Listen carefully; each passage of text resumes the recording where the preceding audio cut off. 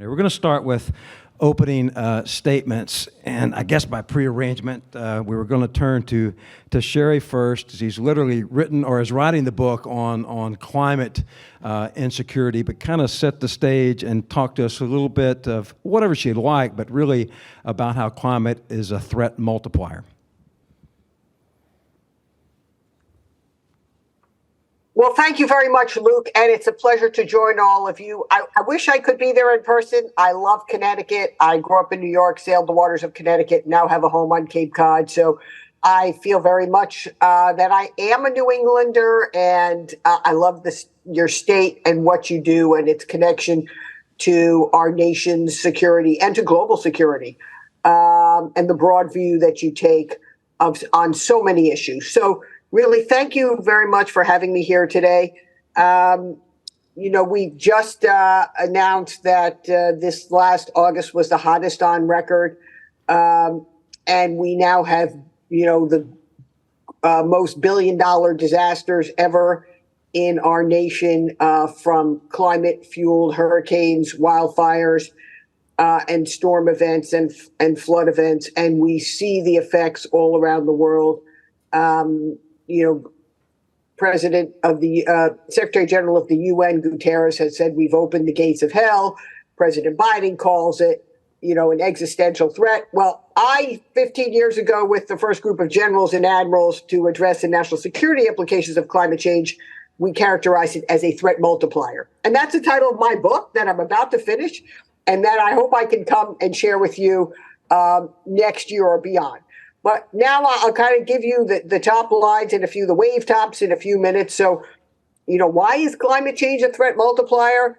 I mean, many of you are in the defense industry, work in our security field, because it amplifies all the other risks that we face. And unlike in the Cold War, where we characterized a bolt out of the blue nuclear attack as a low probability but high consequence event, now we have a high probability with multiple high and cascading compounding risks, from wildfires, extreme events, sea level rise, rising temperatures, sea ice melt in the Arctic, where temperatures have already warmed 4 degrees.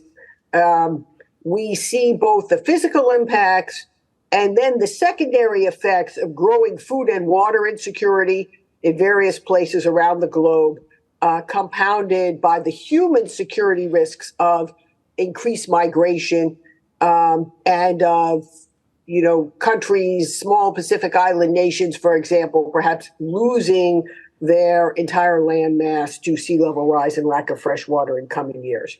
So and I've just come off a summer study with the Defense Science Board on climate change and global security. And, there's no question that, and our Secretary of Defense and Deputy Secretary Kath Hicks, very engaged. Everyone is very involved in recognizing the impacts to our security posture, our global posture, and our impacts on the military forces themselves. So let me just give you a couple highlights in each of those two buckets.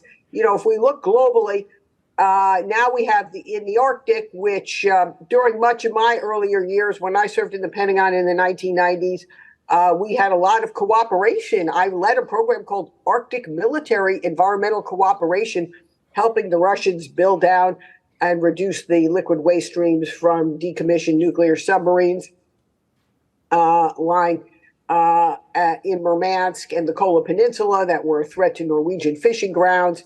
Now, from that era of cooperation, we have an era with melting sea ice, collapsing permafrost, rising temperatures, of more access in the Arctic, more competition, both for energy and minerals, for future fish, and potentially, for military exercises and show of force. China also seeking a polar Silk Road, in collaboration with Russia to some extent. So we have an increasing era, a whole new ocean that's opened in our lifetime because of climate change. In the Pacific, we see the existing competition we have with China already amplified by climate insecurities. Many of our allies and partners are themselves climate vulnerable. So is China. We have to understand how that's going to affect their force posture, how it's going to affect our allies and partners, and be positioned to help them. In Africa and the Middle East, an area historically rich in oil and poor in water, now try to make the energy transition and lift people out of poverty. Increasingly, we've seen with the terrorism in the last several decades that water and food have been weaponized, both by terrorists. We've seen Putin weaponize, of course, energy in Ukraine and growing food insecurity across much of North Africa, which is also fueling a wave of migration set to change the dynamics and demographics in Europe in coming years. And finally, in our own hemisphere in Latin America, an area very rich in biodiversity, but fragile governance, also dramatically affected by floods, food and water insecurity, extreme weather events, plus malign actors and narco trafficking. And at the same time, we're trying to meet those needs of our allies and partners in that region. So let me just conclude by saying, it also affects our military forces in kind of three top ways we should think about. One, our base infrastructure. You're sitting there close to the coast, on the along the Long Island Sound and going up into the Atlantic. We see sea level rise there. We see it even more extremely so affecting our bases in the South and the Gulf. Norfolk is already the largest military base in the world, has already experienced over 18 inches of sea level rise and will see much more by 2050. Major investments going on in there and other military bases to make them climate resilient, climate proof them. So our bases, second, our forces, our troops now have to operate in hotter or colder conditions, more extreme conditions. How do we prepare and protect our military forces to be ready? We used to talk about owning the night 20 years ago when we were developing night vision goggles. Now we talk about owning the heat. And that's going to mean developing batteries in different ways and different protective clothing. And finally, the energy transition or our force structure. We figured out finally how to unlock what was a Gordian knot between improved military performance, which we thought historically required more fossil fuels. Now, in the energy transition, as we decarbonize defense, we figured out that we can be more militarily effective by being lighter, more agile, and better able to operate in what we call now contested logistics environments, where the premium will be on being able to deploy remotely with lighter, less need for liquid refueling. So there's lots of technology innovation going on in that space, and I'm sure many of you are involved in that. It's very exciting. Climate tech and green energy tech, all very exciting spaces for our security sector. Much on the horizon, but much opportunity if we can stay the course. Thank you. Sherri, thanks for that. I think we can all agree she's the right person to be writing that book. I look forward to reading it. Steph, I'd like to turn to you next because I think summing it up, our posture is very important, but we don't just posture for its own sake. We posture for people and upholding democracy and encouraging democracy. I think that's what we do, and you're heavily involved in that. So I think talk about the implications of that, and maybe whether we need new rules or approaches, kind of how that intersects. Well, before I start, I think in the presence of so many current and former members of the military, and in the presence of my... Can you hear okay? Mic okay? Okay, let's give it just a second, see if the mic's picking up. I think... Try it now. I was saying in the presence of so many current and former members of the military, I do want to say thank you for your service and for the sacrifice that you and your families make on a daily basis to keep us all safe. I want to thank the World Affairs Council for putting together a great program and for giving me an opportunity to reconnect with my old friend and colleague, Ambassador Susan Page, and also a good reminder to thank also friends and colleagues who are members of the Foreign Service and in the front lines of American diplomacy all around the world and here in the United States on a daily basis. I think that the Honorable Goodman did a masterful job in terms of outlining the thread, and I see my job as picking up on a thread that Ambassador Twitty put down earlier this morning. I'm going to try to pull on that wire a little bit without setting off the tripwire. And he talked about the threat that we face to democracy here at home. But I'm also here to remind us all that this is a threat that we face not only here around at home, but it's also a threat that we face around the world. And that threat is internal. Here in the United States, it's internal in many of the countries where my organization, the National Democratic Institute, works. But it is also external. We've heard a little bit about China, we've heard a little bit about Russia, and we must not forget that the Chinese Communist Party and the Kremlin are engaged in a worldwide effort to undermine democracy, to redefine it, and to erode trust in the political systems that we need to address the challenge of climate. I think that we can all agree, or perhaps not, that climate change is already exacerbating those challenges, and it will continue to put those challenges under stress. To the extent that those challenges are undermining trust in government and in the systems that we need to respond to climate change and its effects, and to find solutions, I think to some extent the fate of climate change and the fate of our democracies are intertwined. So I think of the challenge as a series of tripwires that are also wrapped up in a catch-22. And so when we think about the challenges that climate change is going to raise, I think questions around who will be protected, who will have to sacrifice, changes that need to be made in terms of how decisions are made, but also how we ensure justice for current and future generations. These are all decisions that require inclusion, they require rule of law, they require accountability, and they require oversight. And I think that these are all issues or values that are the core of democracy. Unfortunately, I think we face this existential threat at a time when, as I mentioned earlier, democracies are under threat. I think part of the internal threat here in the United States and around the world is that in most places, most people actually want more democracy, but they're increasingly dissatisfied with the way in which it functions in practice.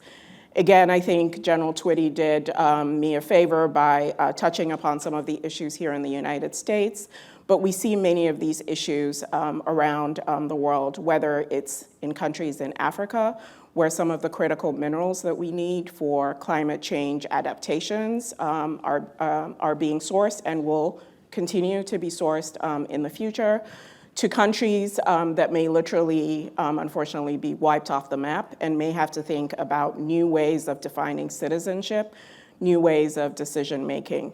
We're also seeing increased polarization, questions around whether climate change is even a thing, but also, as I mentioned earlier, how we make some of the key decisions that are required for adaptation, but also addressing some of the fallout.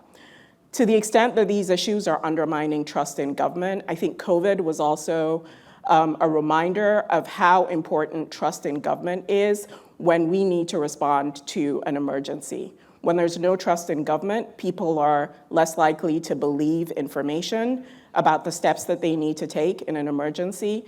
They are more likely to see efforts to protect them as efforts to actually attack them. So again, very much a catch-22.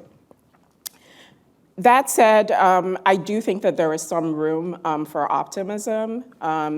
For a number of years now, there's been an ongoing discussion about whether democratic institutions and processes are fit for the way we live and work and communicate now. We now have access to a lot more information about each other. Whether we choose to access that information or not is another question. We have a lot more information about the decisions that our governments are making.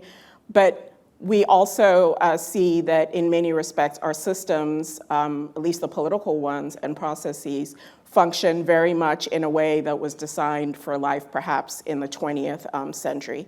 So there's been a long discussion going on in the democracy community about what needs to be done differently to make our democratic institutions and processes more fit for the way we live and work now. And what we're seeing in terms of glimmers of hope is that the demand for climate solutions is actually helping to drive some of that innovation. The question is whether we can scale and adapt some of those innovations very rapidly enough to meet the challenge. Just very quickly, so that Ambassador Page has an opportunity to provide her insights. Two quick examples. I think we're seeing a huge rise in climate litigation, and I think some very interesting court cases and judgments there at multiple government, but also international levels. Secondly, climate assemblies around the world are contributing to a broader wave of deliberative democratic institutions that are doing a much better job of involving citizens in policymaking in between elections. So looking forward to continuing the discussion and fleshing out some of these thoughts a bit more.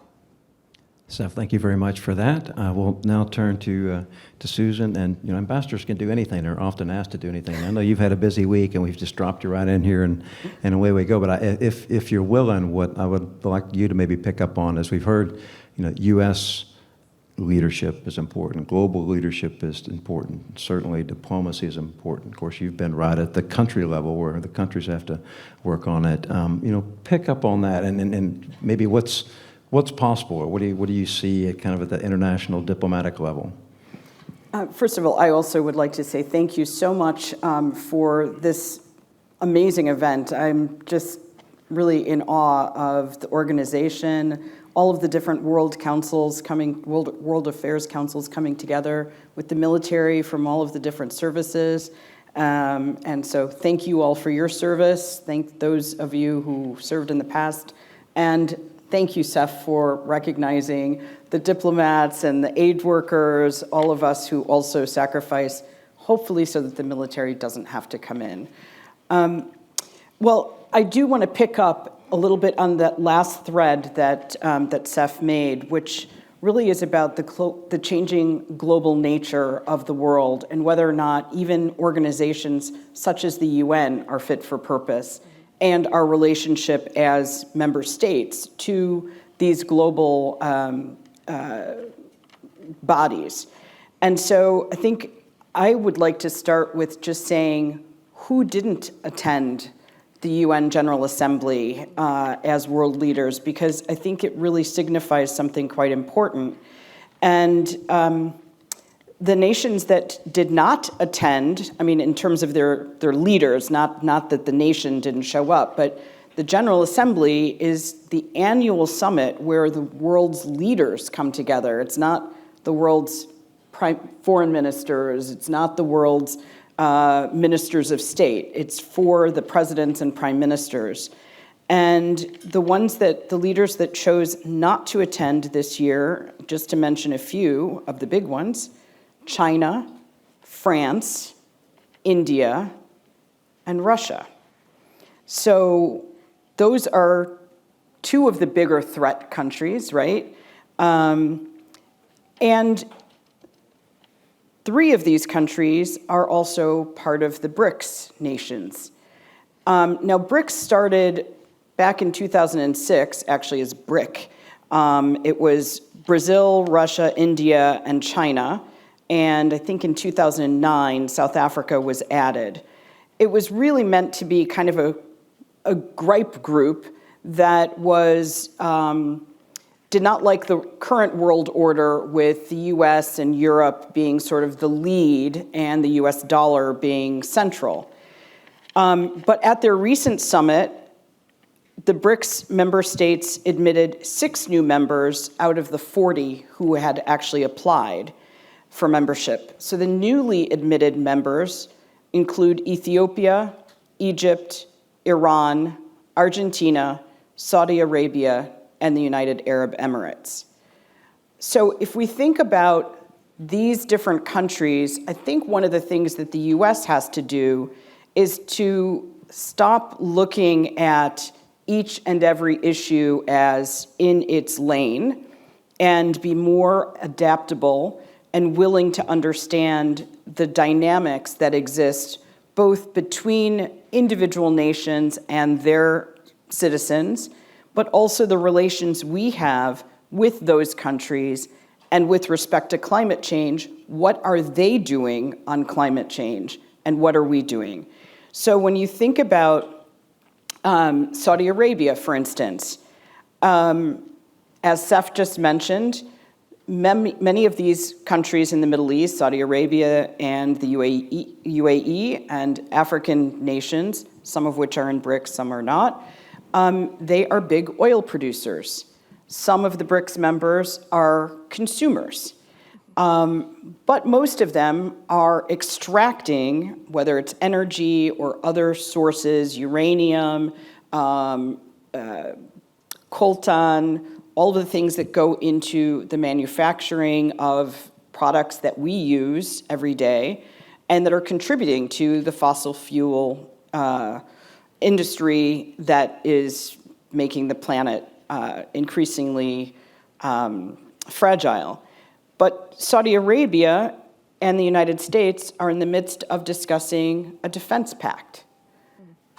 Saudi Arabia is also a kingdom that does not necessarily share the values that we have stated are important to the United States: democracy, human rights protections, and many of you may remember the famous fist bump between President Biden and the Saudi Crown Prince.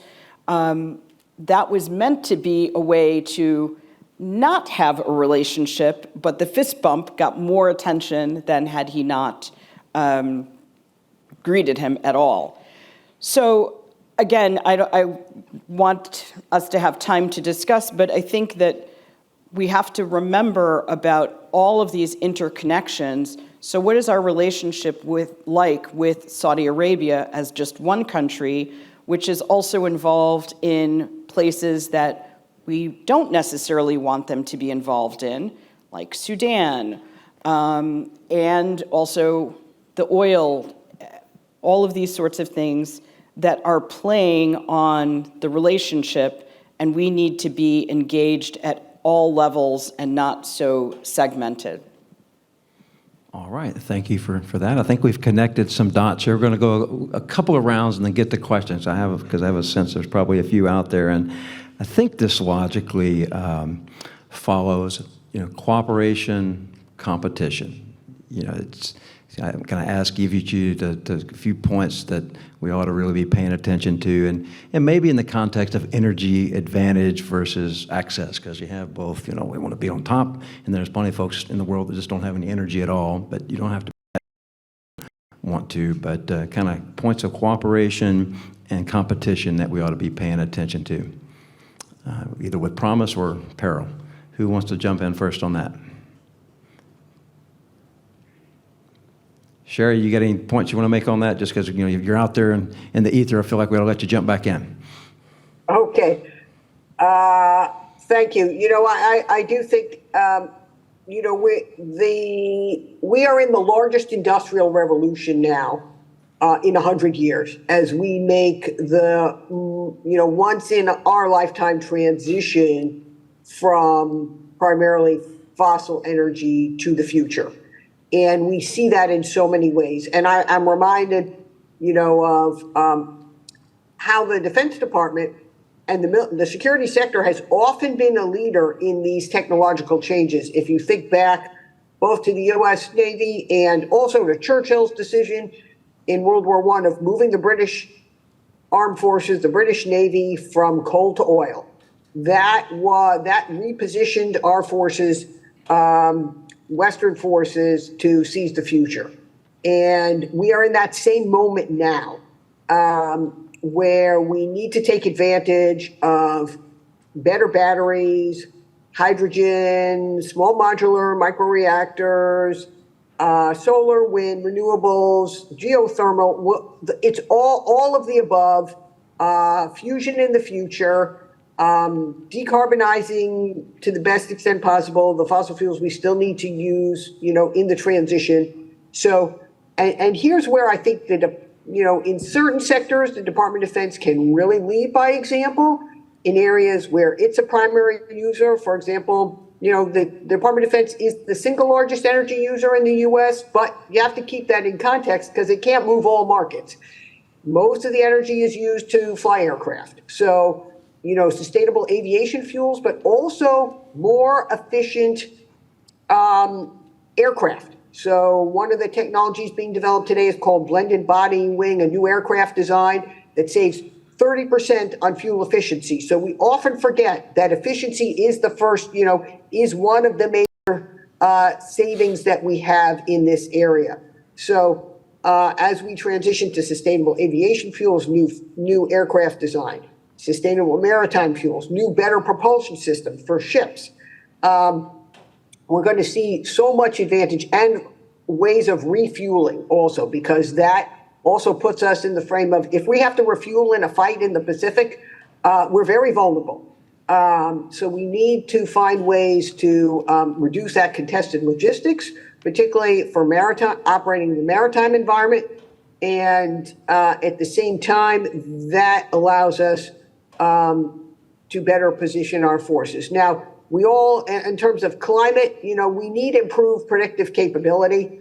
That's the big, in some ways, the big missing ingredient today in terms of preparing our forces to operate. When you see the climate war games that are being done both in Department of Defense, but also across the security, foreign policy, other sectors looking at different scenarios, sort of better understanding using AI, quantum, other technologies, closing what we now call the 1 to 10 year gap between weather, weather forecasts and climate. Global climate models are too far out. They need to be downscaled, and they need better air-sea interaction. A lot of your oceanographic research institutions along the New England area are very much involved in sort of the advances between coupled air-sea interaction that give us more reliable models for improved climate prediction at local and regional scales that also will be at the forefront of our defense and security planning. Thanks for that. I mean, to me, brilliant points about how to go about energy advantage and competition. If either of you want to jump in on that, and or maybe areas where we can cooperate. I don't know if seems like climate would be nice if it could be, the area like joint space labs and things like that, although that's all kind of gone afoul. It seems like an area where we need to cooperate, but either way, we're sure. Susan? Yeah, I think that there have been some notable achievements, and there are some things that we can build off of. And I'd like to start with something that Sherri mentioned, the UN's Secretary General saying that with climate change, humanity has opened the gates to hell, not of hell, actually. And I think that that's an important statement that he made, but also in terms of how he ran this climate summit. So he said that he called it a climate ambition summit, and he only invited people to speak were the leaders who had actually made concrete plans to achieve net zero greenhouse emissions. So I think that's actually a significant step, that it was not just business as usual, we invite everyone, they make their platitudinous comments, and they step off stage and no one holds them accountable, which, is still generally the case because they're big, broad summits. But this time he actually did insist on that. And so more than 100 applications to not only participate in the summit, but to speak.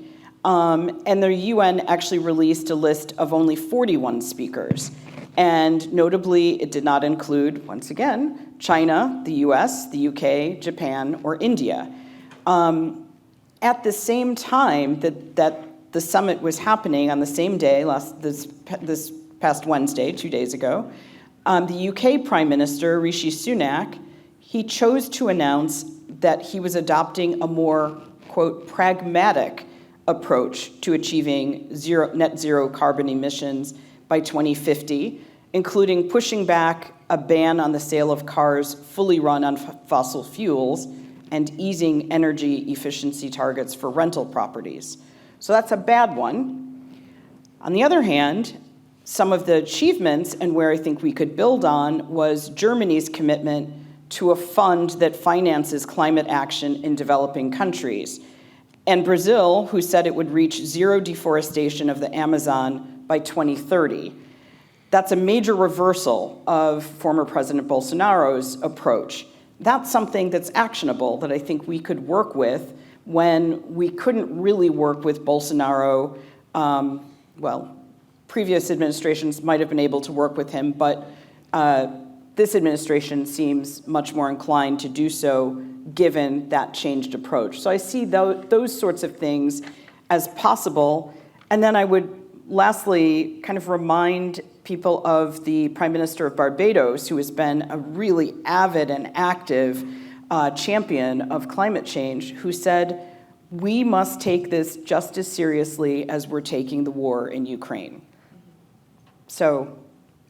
Great. Boy, that's got me thinking. I hope it has you thinking. My old boss, Mark Corrado, is now head of the USAID mission down in Brazil. So yeah, I know he's happy with how things are developing there. Steph, I want to turn to you, and I don't want to, this is a bit of a segue, but if I have it right, and boy, I don't want to misquote, but the head of Barbados also kind of talked about, crime against humanity. We almost need to treat this. And I think that's true, although sometimes I think it can be taken kind of far. I don't feel like when I fill my gas tank in my hybrid that I'm committing a crime against humanity, but it gets tricky, right? I don't want to take us I'm a far lawyer, afield so there. I Right. can actually talk to you about the ICC, which ecocide is not part of the Rome Statute, but we can come back to that. Fair enough. See, ambassadors can do anything. Seth, over to you. So I think from a values perspective, and I think explicitly in terms of democratic values, I think we definitely need more cooperation, but I think that cooperation needs to come with humility. I think to the extent that we are able to stand up for our own democracy here at home, we're better positioned to stand with our partners and allies around the world who are also working to improve their democracies. I think that we also need to approach cooperation from the perspective of encouraging our other partners to stand with us when we are speaking in support of democracy. I think too many times the US has perhaps tried to go it alone or not encouraged our partners who are also democracies to talk about their commitment to democratic values. When we work with our partners around the world and talk to other countries, people don't often focus on the fact that Japan is a democracy, South Korea is a democracy. The Canadians talk more about their democracy than perhaps others, but I think that we need to encourage some of our other partners to talk more about their commitment to democracy. So I think that that's an area in which I think we can do more in terms of cooperation from a values perspective. I think for me, the humility part comes in terms of being a bit more honest about some of the challenges that we face in our own democracies, not just here in the United States, but in other countries, and talking about some of the work that is involved in addressing challenges in democracy at home and keeping that dream alive. I think humility is also important in terms of recognizing that our competition is not necessarily somebody else's competition, right? When we talk to our partners around the world, there is sometimes a concern that these conversations are about picking a side, and that they see, their perception is that we in the United States see the threat as very binary, right? It's like, are you with us, the United States, Western Europe, Canada, et cetera, or are you with Russia and China? And if you're sitting in Ghana, for example, where my family's from, the choices aren't necessarily about that binary. It's a greater diversity of options. I think that humility also comes in terms of recognizing that a lot of these issues around climate adaptation and transition are about longstanding issues of justice and participation, not only within countries, but in terms of who participates in decisions at the international level, who was at the table. G20 just admitted the AU, longstanding discussion about reform of the UN Security Council, but also the ways in which, frankly, we have been irresponsible in accessing resources in other countries in the past, right? Oil, we're now doing better, some of us, but I think part of the fear also is, well, now that we're shifting to other resources that are needed for the green transition, how do we do that responsibly? And how do we do that in a way that gives the countries that hold these resources a fair deal, but also in a way that avoids exacerbating problems that those countries already have? And that is not only fair, but since we are here with the military, it's also how do we avoid exacerbating problems that we then get pulled into helping to address or resolve.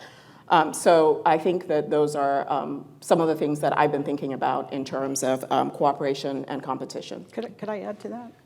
Well, I want to get to questions. We only have a few minutes, but if you want, real quick. I was just going to say, just on the humility issue and working with other countries, Kenyan President Ruto also just recently held a climate conference in Nairobi, Kenya, and that's an important aspect because of their engagement and not wanting just to receive, but calling for a tax on carbon and emissions so that the developing countries that have not caused most of these issues will be able to receive some of the benefits of the change.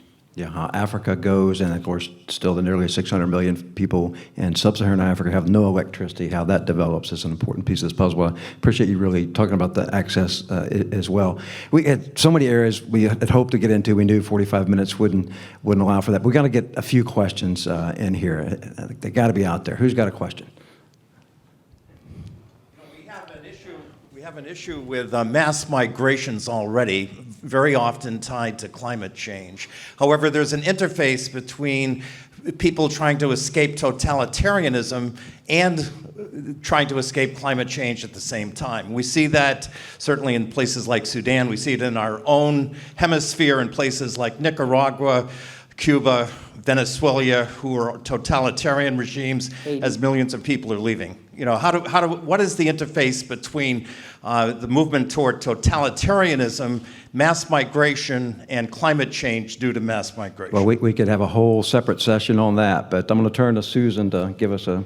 I'll try to be brief, but this is a big issue, and as the EU nation states continue to sign agreements with countries like Turkey to keep people inside of Turkey so that they don't go as far as Europe, that actually is leading to trafficking, and it's causing yet another problem. But there's no definition for asylum seekers for refugee status or asylum status based on climate. That's an area that I do think is something that we really should work on legally with the bodies that are helping to regulate, like the IOM and the UN. Next question.